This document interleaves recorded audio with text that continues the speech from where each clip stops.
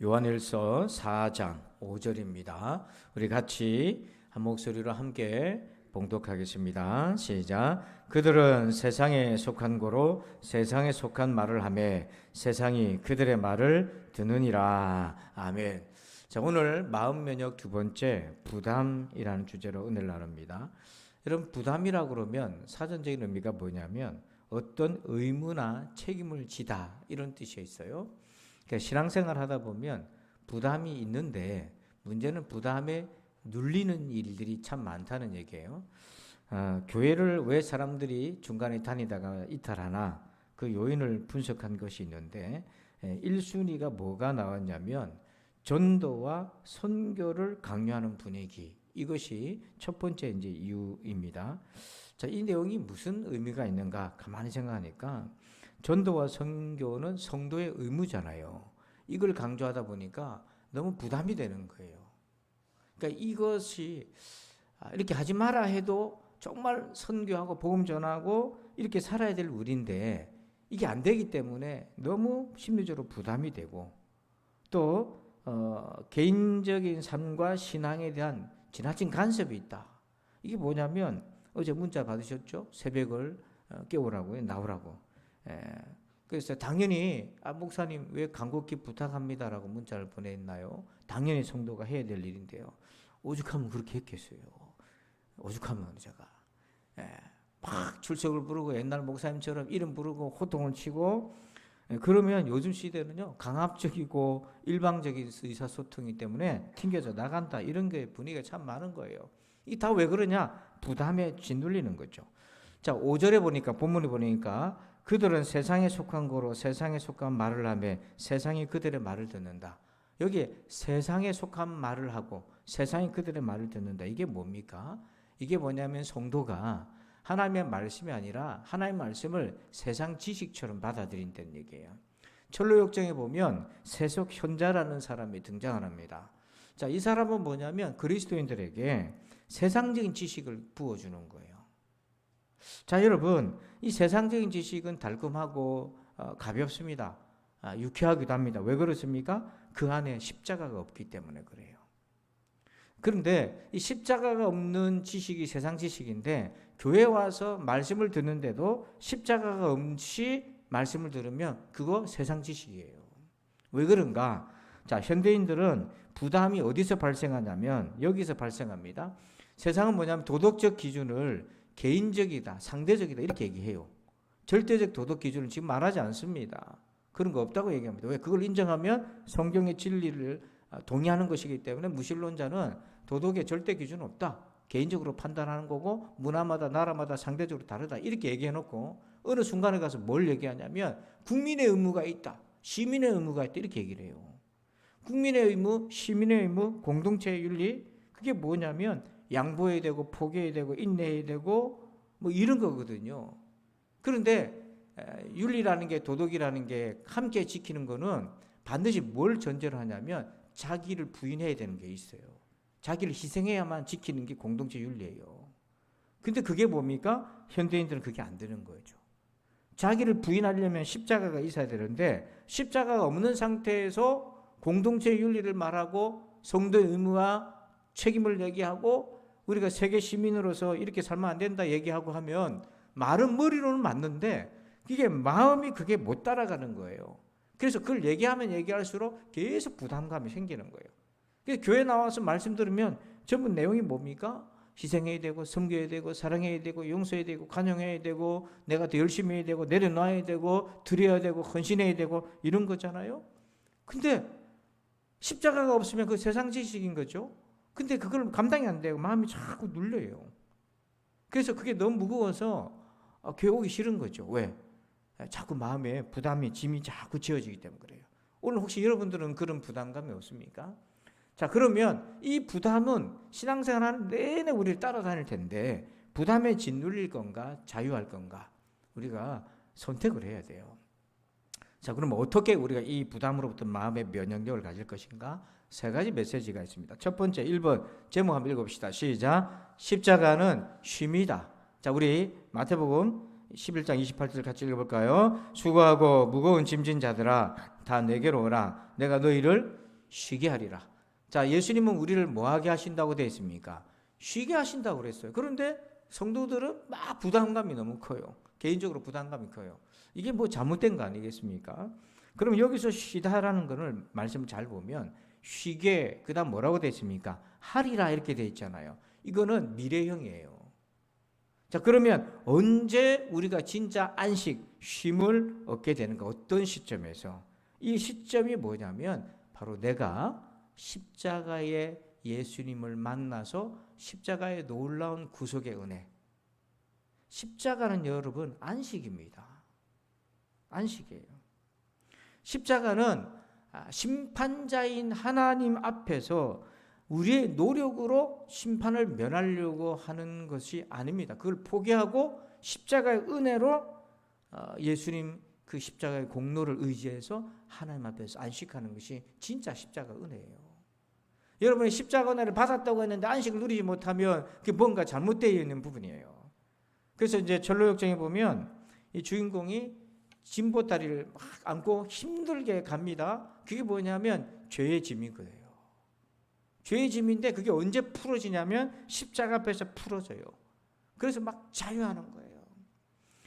어제 저녁에 잠깐 볼일 보러 나오는데 애기 엄마가 이제 할머니가 애 안고 애기 엄마가 또 애를 안고 둘인가 봐요. 그 엘리베이터를 타다 오는데 제가 문을 이제 열어드렸어요. 손이 없으니까. 근데 나중에 애기 엄마가 오는데 죽겠네 팔 떨어져 죽겠네 그랬더니 보니까 애가 좀 커. 그 차에서 엘리베이터까지 뭐 불과 10m도 안 되는데 죽겠네 하고 오더라고요.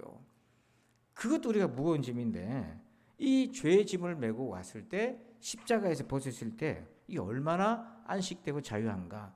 이걸 누리셔야 되는데요. 제가 교회 다니기 전에 뭐여서 어떤 짐이 있었냐면 불안했어요. 막연히 불안했고요. 뭔가 이유가 알 수 없는 눌림이 있었어요. 그리고 너무 허무했고요. 두려웠어요. 그리고 뭔가 막막했어요. 앞날을 생각하면. 그 어린 나이에. 자, 이런 생각을 갖는 사람이 딱 예수 믿기 준비된 사람들이거든요. 누가 전도 안 하면 절에 갈 사람이거든요. 근데 교회를 딱 나가면서 이게 뭔지를 알았던 거예요. 이게 죄의 짐이었던 거예요. 하나님이 없기 때문에 느끼는 그 경험인 거예요. 하나님이 없기 때문에. 아마 이 자리에 예수 믿기 전에 저와 비슷한 경험을 하셨던 분이 있을 겁니다. 모태신앙은 잘 몰라도요. 그런 거예요. 근데 주님을 알고 나니까 이게 죄의 짐이고 하나님 알지 못한 상태였던 거예요. 그래서 마침내 제가 십자가의 주님을 만나서 그 무거운 인생의 짐을 내려놓는 순간, 제가 내려놓는 게 아니라 주님이 대신 지고 가시고 이제 내가 예수 안에 있다. 이 경험을 하고 나니까 너무 편한 거예요. 너무 감사한 거예요. 그래서 고린도전서 1장 3절 한번 읽어볼까요? 시작. 하나님 우리 아버지와 주 예수 그리스도로부터 은혜와 평강이 있기를 원하노라. 아멘. 여기 평강이 뭡니까? 이게 바로 쉼이에요. 십자가에서 쉬는 거예요. 여러분 우리는 예수 안에 있습니다. 그게 얼마나 복된 건지요. 그러니까 십자가 은혜를 제대로 받으면 십자가는 쉼이라는 걸 알게 돼요. 자, 두 번째, 이번 제목을 볼까요? 시작. 십자가는 능력이다. 자, 로마서 8장 2절을 같이 읽습니다. 이는 그리스도 예수 안에 있는 생명의 성령의 법이 죄와 사망의 법에서 너를 해방하였습니다. 아멘.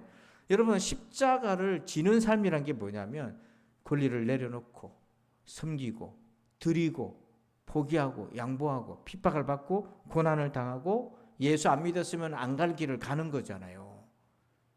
그거는 십자가를 지는 거거든요. 그게 이제 부담으로 오잖아요. 근데 이 부담이 안 될 수 있는 이유가 뭐냐면 십자가의 은혜를 받으면 이 십자가의 삶이 부담스럽지만 지고 갈 수 있는 능력이 내 안에서 오는 것이 아니라 하나님이 부어주신다는 거예요. 분명히 부담이 있습니다. 왜 부담이 없어요? 여러분 목회자의 부담이 있고 직분자의 부담이 있어요. 왜? 그 자리에 합당한 삶을 살아야 되다 보면 십자가를 지는 거예요. 아마 이 자리에 나오신 여러분들도 내가 중직자인데 특별 새벽기도인데 안 나올 수 있나? 그 십자가를 지는 거죠. 부담스러운 거예요. 새벽을 깨우고 일터에가 막 피곤하고 그 수면의 사이클이 깨지니까 몽롱하고 막 그렇습니다. 자, 그런데 그뿐만 아니라 그거는 너무 감사한 거잖아요. 이것 때문에 기도할 수 있다는 건 너무 감사한 건데 삶 속에서 우리가 희생해야 되고 섬겨야 될 게 참 많아요. 근데 그 부담으로 작용해가지고 짓누르는 것이 아니라 능히 감당할 수 있는 것이 뭐냐면 능력이 십자가에서부터 흘러나온다고요. 여러분 십자가의 은혜는 우리한테 희생, 양보, 인내, 관용, 용서, 화해 이런 것들을 가능하도록 끊임없이 만들어 주셔요. 그래서 오늘 8장 2절에 뭐라고 되어 있냐면 그리스도 예수 안에 있는 생명의 성령의 법이 죄와 사망의 법에서 너를 해방하였다고 되어 있는데 이건 죄 사함뿐만 아니라 지금도 우리가 그 짐에 눌려 살지 않도록 지금도 은혜를 부어주신다는 겁니다. 그래서 여러분 십자가의 능력 안에 성령의 능력으로 힘을 입으시길 바랍니다. 자, 여기 전로역정에 보면 어떤 장면이 나오냐면 벽난로가 있어요. 즉 가운데 있는 게 벽난로입니다. 벽난로는 이제 불이 활활 타야 온 집이 따뜻하잖아요. 추운 겨울에 벽난로 집어넣고 싶을 정도로 추운 데가 있단 말이에요. 지금 서울은 뭐 영하 10m라고 하는데 그 유세에 쫄아가지고 부산 사람들이 겨우 지금 영하 1도밖에 안 되는데 움츠리면 되겠어요? 예? 강원도에서 목회하는 제 제자학의 후배는 목사님 20도에 20도. 그래도 그걸 걸어서 나온대잖아요. 근데 옆에 흑백의 그림이 뭐냐면 마귀가요 이 벽난로 불타는 데다 물을 계속 끼워 붓는 거예요. 자, 여러분 난로에다 물 부으면 어떻게 됩니까? 연기 팍 나면서 불이 꺼지잖아요. 마귀는 지금 여러분들 마음속에 성령의 그 불을 소멸시키기 위해서 계속 물을 붓는 거예요. 시험에 물을 붓고 이러저런 부담의 짐을 물을 막 부어요. 내가 이래 살아야 되겠나 해서 계속 부어버려요. 근데 꺼질 듯 하지만 꺼지지 않는 이유가 있어요. 이 벽난로 뒤에 이제 붉은색으로 제가 칠해놨는데 그게 무슨 장면이냐면 기름을 붓는 장면이에요. 예수님이 뒤에서 기름을 부어주시는 거예요. 그게 뭐냐면 성령의 기름이에요. 저와 여러분이 여기까지 온 거 절대로 저와 여러분이 잘해서나 우리가 기도 많이 해서 그거 아닙니다. 우리가 한 노력은 별로 안 돼요. 근데 주님의 은혜가 우리가 알든 모르든 주의 은혜가 성령의 기름 부으심이 여기까지 있었기 때문에 올 수 있었던 거예요. 때문에 주님을 의지하시길 바랍니다. 십자가는 그 능력이에요. 그거 빼고 내 힘으로 하려니까 부담스러워서 못하겠는 거죠. 마지막 세 번째입니다. 3번 제목을 볼까요? 시작. 십자가는 가볍게 한다. 자, 십자가는 가볍다가 아니라 가볍게 한다. 자, 30절 읽어봅시다. 시작. 이는 내 멍에는 쉽고 내 짐은 가벼움이라 하시니라. 아멘. 여기 보면 주님의 십자가는 쉽고 가볍다 이렇게 되어 있는데요. 왜 가볍습니까? 무거운데. 저도요. 어느 날 너무 무거워 죽겠어 하나님. 내 가뜩이나 무거워 죽겠는데 제가 이렇게 새벽마다 새벽기도 나오면 꼭 마주치는 분이 있어요. 한 남자분인데 무궁아파트 그 위에서부터 걸어내시는 분인데 진보다리를 배낭을 이렇게 큰 걸 메고 젊은 분인데 항상 그 시간에 나와. 제가 보니까 새벽 인력 어떤 일하러 가시는 것 같아. 근데 진보다리가 너무 무거워 보이는데 허리가 젊은데 구부정한 거예요. 그분 볼 때마다 철로역정에 재직지고 가는 그게 자꾸 나는 생각이 나요. 인생의 짐이 저렇게 무겁다는 생각이 들어요. 그런데 우리 신랑이 십자가 짐이 너무 무겁다고 느껴지는데 그게 아니래잖아요. 쉽고 가볍다고 하잖아요. 근데 우리는 무겁게 자꾸 느껴져요. 이게 뭐가 잘못된 거예요?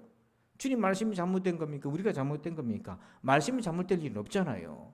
그럼 우리가 뭔가 잘못된 거예요. 왜 그러냐? 내가 십자가를 자꾸 지려고 해서 그런 거예요. 그게 아니라 우리가 할 일은 십자가를 지고 가는 게 아니라 이미 십자가를 지신 예수님을 믿고 따라가는 것입니다. 잘 생각해 보세요. 내가 사실 십자가 지는 게 아니에요. 우리는 믿고 따라가는 거예요. 근데 이게 가볍다는 걸 언제 우리가 알아차리는가? 내가 십자가에 예수님이 지고 갈 십자가를 자꾸 내가 지려고 할 때 그게 불가능한 일이라는 걸 깨닫는 겁니다. 저도 어느 순간에 십자가를 내가 진다고 했는데 그 불가능한 일이라는 걸 알게 돼요. 이거 내가 지는 게 아니고 이거는 주님이 지시는 거고 그럼 나는 뭐 하는 건가?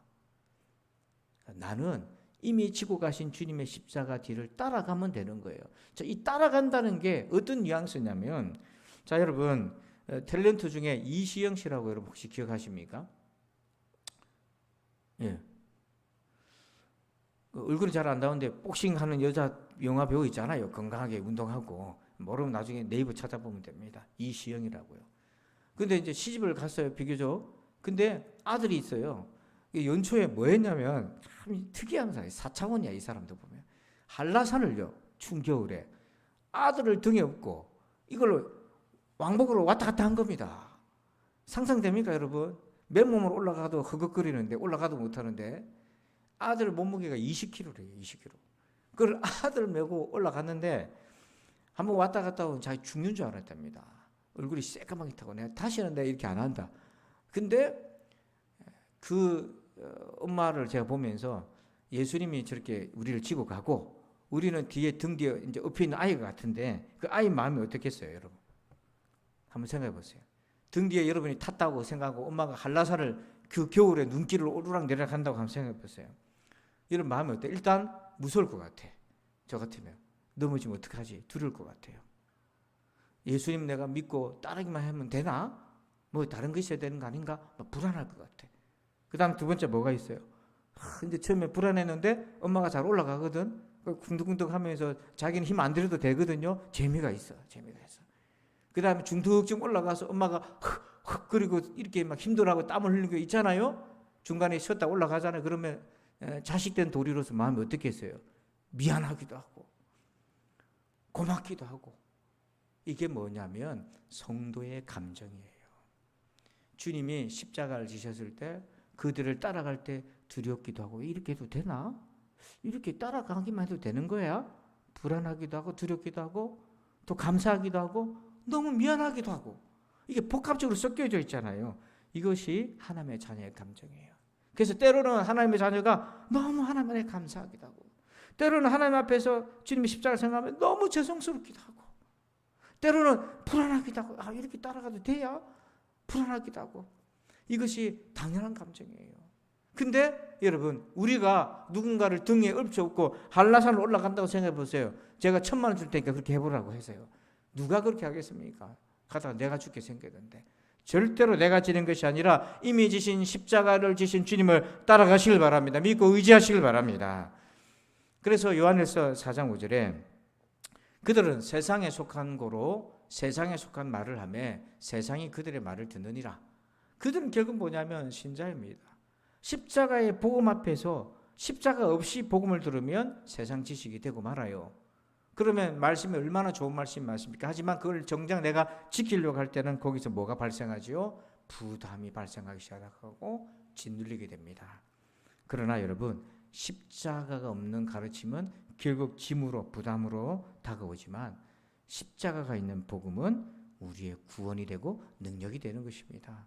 그러므로 오늘 부담이 있을 때마다 십자가 은혜를 온전히 바라보시기를 주님의 이름으로 축원합니다. 우리 함께 찬양하겠습니다. 예수로 사네 이 찬양 후렴 부르고 합심해서 한번 기도하는 시간 갖겠습니다. 뒤에 불을 좀 꺼주시고요. 우리 같이 찬양 드리겠습니다.